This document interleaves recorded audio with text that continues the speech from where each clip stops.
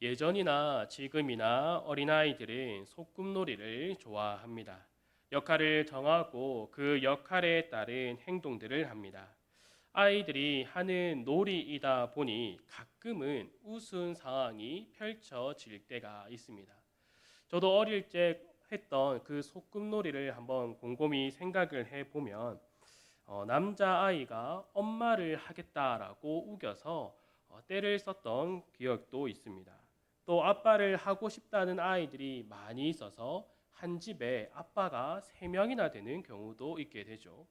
또 그리고 엄마 역할을 맡은 친구가 밥그릇에다가 모래를 쌓아주고 밥 나왔습니다라고 할 때 그 아이가 그것을 밥이다 생각하고 먹는 신용을 해야 되는데 모래를 어떻게 먹냐며 밥상을 엎는 경우도 있었습니다.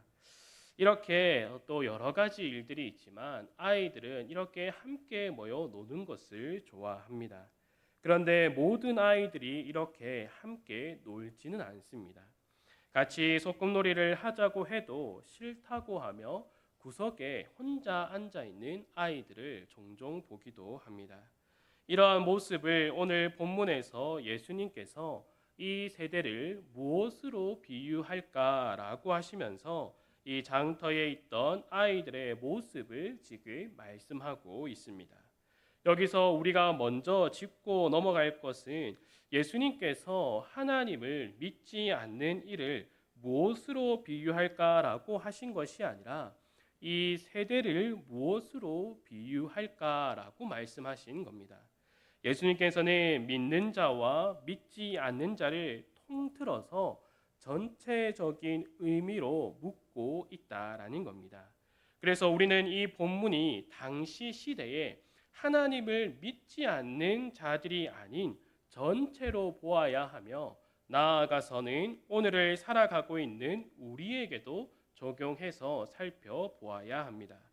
예수님께서는 이 세대를 무엇으로 비유할까라고 하시면서 16절과 17절에 이렇게 말씀하십니다.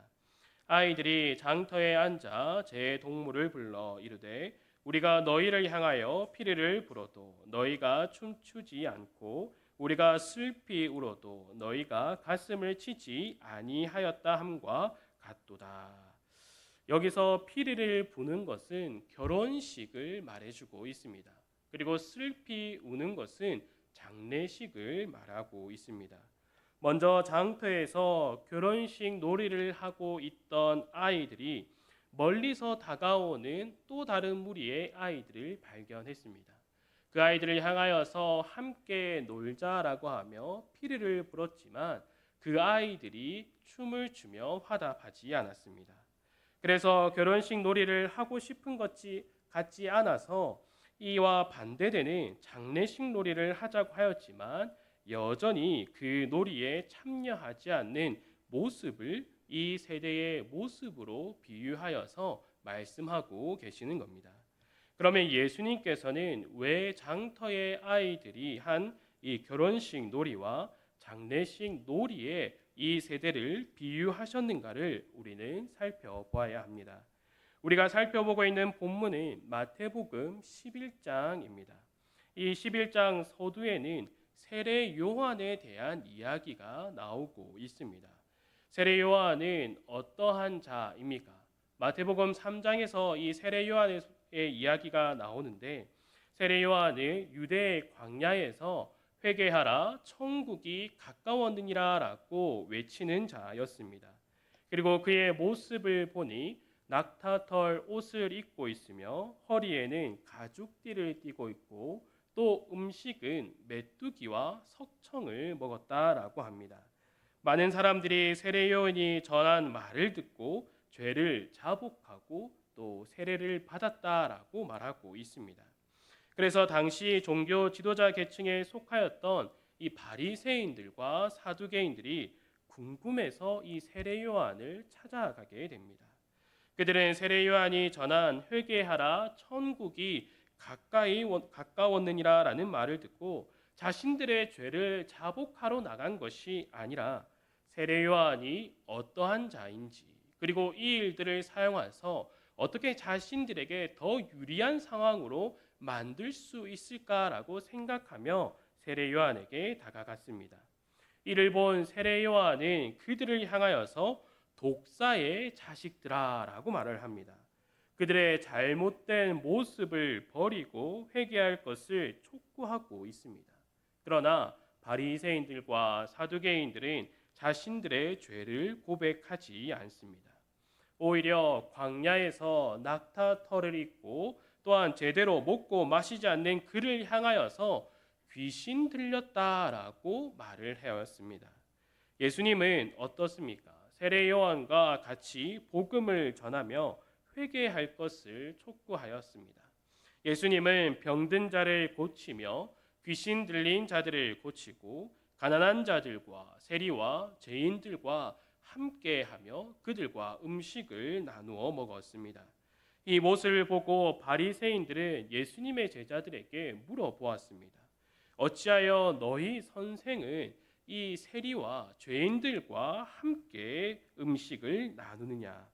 또 이어지는 말씀을 보면 세례 요한의 제자들도 와서 이 예수님의 제자들에게 물어봅니다. 우리와 바리새인들은 금식하는데 어찌하여 당신의 제자들은 금식하지 아니하나이까라고 예수님께 질문을 던지는 모습도 볼 수 있습니다. 이에 예수님은 그 세례 요한의 제자들에게 혼인집 손님들이 신랑과 함께 있을 동안에 슬퍼할 수 있느냐라고 말씀해 주십니다. 이러한 예수님의 모습을 보고 예수님을 비판한 자들이 오늘 본문 19절에 나오는 말처럼 보라 먹기를 탐하고 포도주를 즐기는 사람이요 죄인의 친구로다라고 말하며 비판하고 있다라는 겁니다. 마시지도 먹지도 않는 세례 요한에게는 귀신 들린 자라고 비판하였지만 세리들과 죄인들과 함께 먹었던 예수님을 향해서는 먹기를 탐하고 포도주를 즐기는 사람이다라고 비판하고 있다라는 겁니다. 마치 장터에 놀고 있는 아이들이 다른 아이들에게 같이 결혼식 놀이를 하자라고 했을 때에도 그것에 응하지 않았고, 그와 반대되는 우리가 장례식 놀이를 하자라고 해도 그것에 응하지 않은 그 아이들의 모습이 마치 바리새인들과 사두개인들의 모습과 같다라는 것을 말해주고 있습니다. 이것에도 싫다라고 말하며 저것에서도 싫다라고 말하는 것이 바로 이 세대의 모습이다라는 것을 예수님께서 이 비유를 통하여서 말씀하고 계시는 겁니다. 이 세대는 세례 요한의 회개하라 천국이 가까이 왔느니라는 외침을 듣고도 나아와 죄를 자복하지 않습니다. 회개하라 천국이 가까이 왔느니라라고 말씀하시며 천국 복음을 듣고 나누는 기쁨이 무엇인가를 알려주는 예수님과도 함께 하지 않는 것이 바로 이 세대의 모습이다라는 것을 말씀하여 주고 있습니다. 그렇다면 이 세대가 이렇게 아무런 반응이 없는 이유가 무엇이겠습니까? 예수님은 요한복음에서 그 핵심을 분명하게 말씀해 주고 있습니다. 요한복음 5장 39절에서 42절까지의 말씀을 함께 읽어보도록 하겠습니다. 39절부터 42절까지입니다. 시작. 너희가 성경에서 영생을 얻는 줄 생각하고 성경을 연구하거니와 이 성경이 곧 내게 대하여 증언하는 것이니라. 그러나 너희가 영생을 얻기 위하여 내게 오기를 원하지 아니하는도다. 나는 사람에게서 영광을 취하지 아니하노라. 다만 하나님을 사랑하는 것이 너희 속에 없음을 알았노라. 아멘. 당시 유대인들은 그 누구보다도 하나님의 말씀을 깊이 연구했던 자들이었습니다. 늘 성경을 가까이 하며 늘 시편을 부르는 자들이었습니다. 그러나 그들이 성경을 깊이 연구하였던 이유를 예수님께서 무엇 때문이다라고 말씀하고 계십니까? 너희가 성경에서 영생을 얻는 줄 생각하고 라고 말씀하십니다. 그들의 관심은 이 영생에 있었다라는 겁니다. 이 말은 자신의 성공과 이익과 명예에 관심을 두고 이를 위하여서 하나님의 말씀을, 이 성경을 연구하였다라는 것입니다. 하나님을 믿고 구원받으면 영생을 누리는 것 아닙니까? 라고 질문을 할 수도 있습니다. 맞습니다. 그러나 예수님께서 하시는 말씀의 핵심이 무엇입니까? 하나님을 통하여 얻을 수 있는 그 무엇에만 관심을 두고 있고 정작 하나님을 사랑하지 않는다라는 것이 그들의 문제의 핵심이었다라는 겁니다. 바리새인들과 사두개인 등 당시 종교 지도자들은 철저한 경건 생활을 하였습니다. 그러나 그 이유가 하나님을 사랑해서가 아닌 자신의 명예와 유익과 성공에 있다라는 겁니다. 그렇기에 회개하라 천국이 가까이 왔느니라는 세례 요한과 예수님의 외침에 그들은 자신들의 죄를 자복하지 않습니다. 예수님과 함께 음식을 나누며 기뻐하지도 않았다라는 겁니다. 오히려 그들은 세례 요한을 죽이고 그토록 기다렸던 메시아 예수 그리스도마저도 죽이게 됩니다. 즉 예수님은 이 세대를 향하여서 너희는 하나님을 사랑하지 않는 세대다라는 것을 분명하게 말씀해 주고 계시는 거죠. 예수님의 말씀대로 사람의 본성은 하나님을 사랑하지 않습니다. 하나님의 말씀에 귀를 기울이지 않으며 자신의 성공과 유익과 명예만을 생각하는 것이 바로 사람의 본성입니다. 이것은 지난 세기에나 오늘날에도 변함없는 사람의 본성입니다. 그렇기에 예수님께서 당시 이 세대를 무엇으로 비유할까라고 하신 것은 예수님께서 계셨던 당시의 세대만을 의미하는 것이 아니라 오늘 우리에게도 동일하게 적용되는 말씀이다라는 겁니다. 그러면 우리에게 적용해 보면 어떻습니까? 주 안에서 사랑하는 성도 여러분, 하나님을 사랑하십니까? 만약에 이것에 아멘이라고 대답한다면 그 사랑한다라는 것을 어떻게 증명할 수 있겠습니까? 주일 예배에 참석한다라는 것으로 증명할 수 있겠습니까? 아니면 오늘같이 주일뿐만 아니라 직장에서 일을 하고도 그 피곤한 몸을 이끌고 온 곳으로 증명할 수 있겠습니까? 아니면 받은 직분으로 그것을 증명할 수 있겠습니까? 예수님 당시 종교 지도자들, 바리새인들과 사두개인들도 이러한 것으로 자신이 하나님을 사랑한다라고 증명하였습니다. 그들의 증명에 예수님이 어떻게 말씀하십니까? 아니다, 너희는 하나님을 사랑하지 않는다라고 말씀하십니다. 그러면 무엇으로 우리가 하나님을 사랑하는지, 세상을 사랑하는지를 확인할 수 있겠습니까? 이것을 확인하기 위해서는 우리에게 분명한 기준선이 있어야 한다라는 것입니다. 우리의 생각과 말과 행동, 그리고 우리의 삶의 목적과 또 목표를 결정하는 그 기준선에 죄라는 것이 기준선이 되어야 합니다. 하나님 앞에서 죄를 범해서는 안 된다. 하나님께서 싫어하는 것은 아무리 내가 좋아 보이는 일일지라도, 모든 사람들이 그것이 좋다라고 말할지라도 하나님께서 그것을 싫어하신다라고 하면은 과감하게 그것을 버릴 수 있는 그 기준이 우리에게 있어야 한다라는 겁니다. 그러나 우리의 기준은 이러한 것이 아니라 성공이 우리의 기준선이 되기도 합니다. 나의 이익이 나의 기준이 되기도 하며 나의 유익이 기준이며 내 체면이, 내 명예가, 내 자랑이 기준점이 된다라는 것입니다. 만약에 기준점이 이러한 것들이라면 하나님을 사랑하는 것보다 세상을 더 사랑하는 것입니다. 이것이 예수님께서 말하는 이 세대의 특징입니다. 인간의 본성이 바로 이러하다라는 것입니다. 인간의 본성으로는 하나님을 사랑하지 않는 것이 정확한 것입니다. 그러나 이러한 자들에게 누가 오신 겁니까? 우리를 위하여 누가 오셨습니까? 회개하라, 천국이 가까이 왔느니라라고 말씀하시며 죄를 사랑하며 세상을 사랑했던 자리에서 하나님을 사랑하며 하나님의 사람이 되어 진정한 복을 누리게 하기 위하여서 예수 그리스도께서 이 땅에 오셨다라는 것입니다. 시편에는 모세의 기도가 나오고 있습니다. 시편 90편인데 그 내용을 보면 이 모세가 말년에 이 기도를 작성했다라는 것을 볼 수 있습니다. 모세의 기도의 내용을 보면 인생이 얼마나 짧은가에 대해서 말하고 있습니다.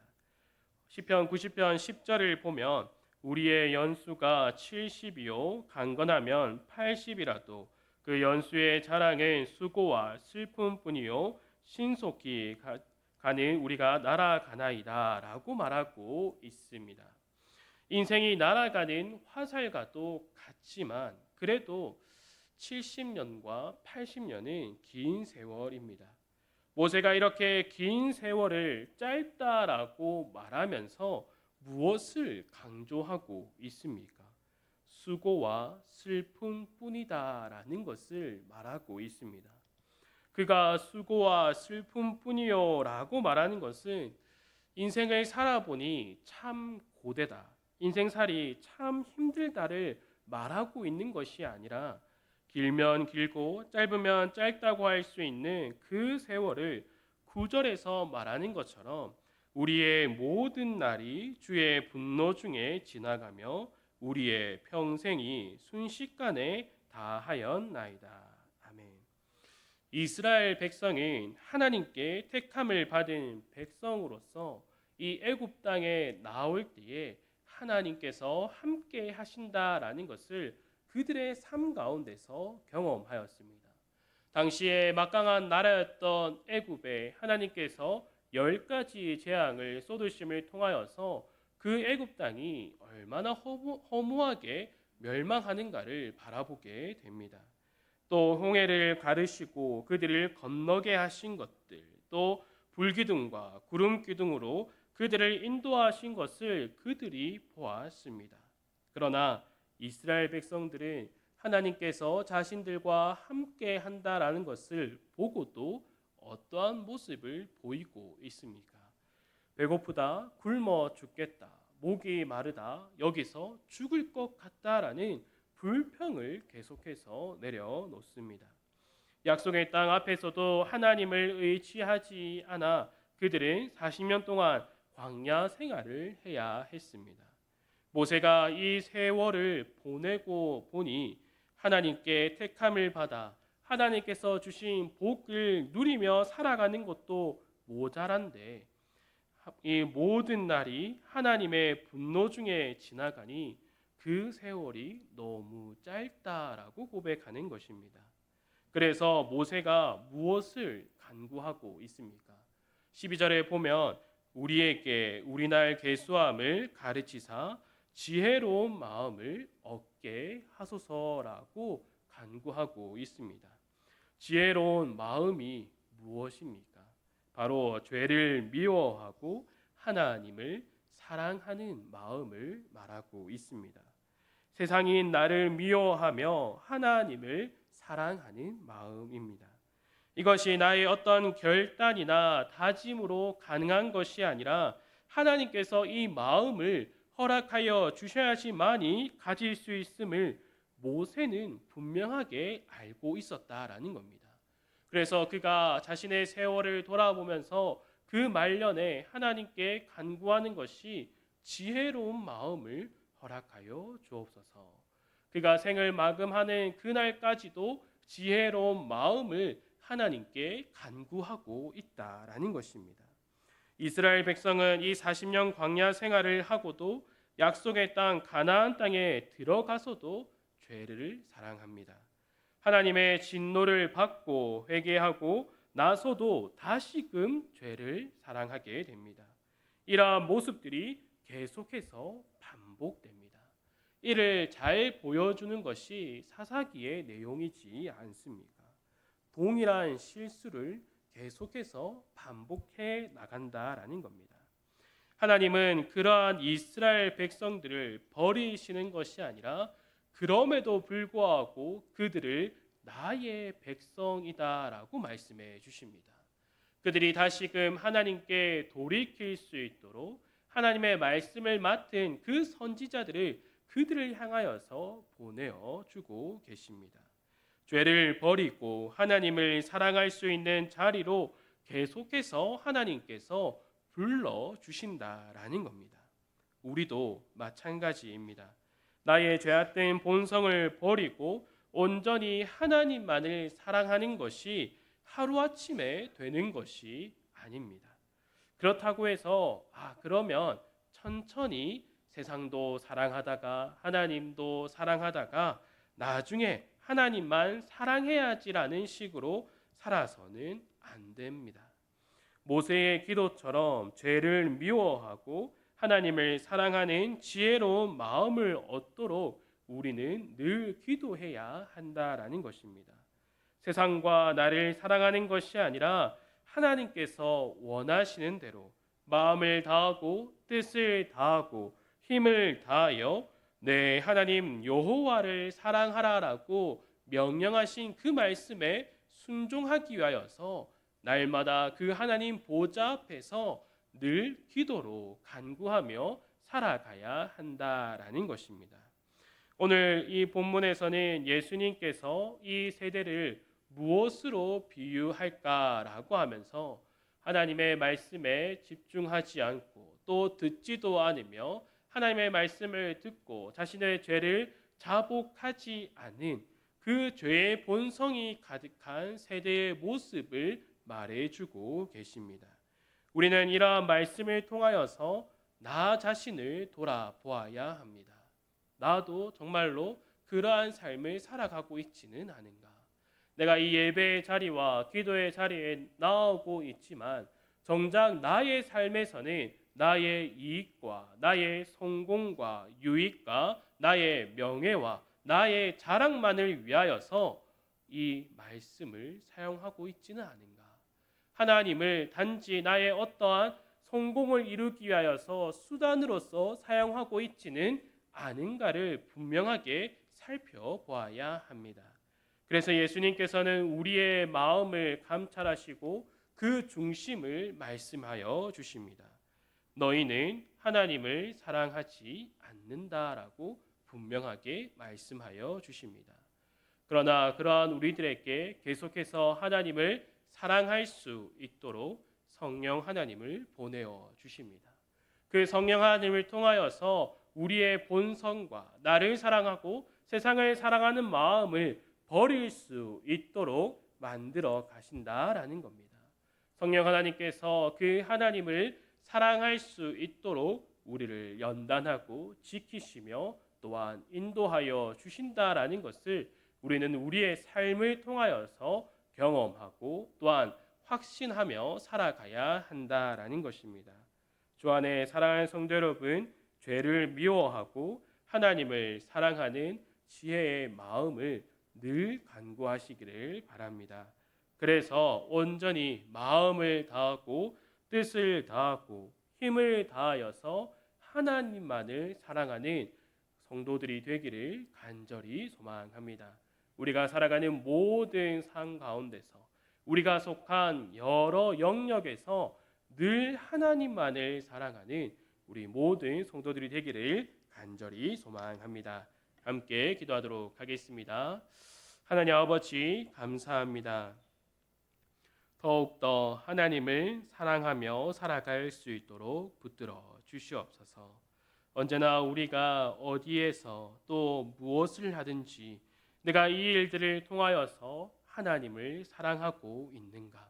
이러한 모든 것들이 하나님을 사랑함을 통하여서 나오고 있는가를 늘 고민하고 생각할 수 있도록 붙들어 주시옵소서. 오로지 나의 유익과 나의 쾌락과 나의 성공과 나의 어떠함을 위하여서 이러한 것들을 행하고 있는 것이 아닌가를 돌아보게 하시고, 또한 이것을 돌아보았을 때에 내 마음에 나를 더 사랑하고 세상을 더 사랑하는 마음이 있다면 그것을 깨달아 그 죄를 자복하며 다시금 하나님을 사랑하는 그 지혜로운 마음을, 그 사랑을 다시금 허락해 달라고 늘 하나님 보좌 앞에 엎드려 날마다 간구하는 하나님의 자녀가 될 수 있도록 우리의 삶을 붙들어 주시옵소서. 이 모든 것 예수님의 이름으로 기도드립니다. 아멘. 이렇게 들은 말씀을 기억하며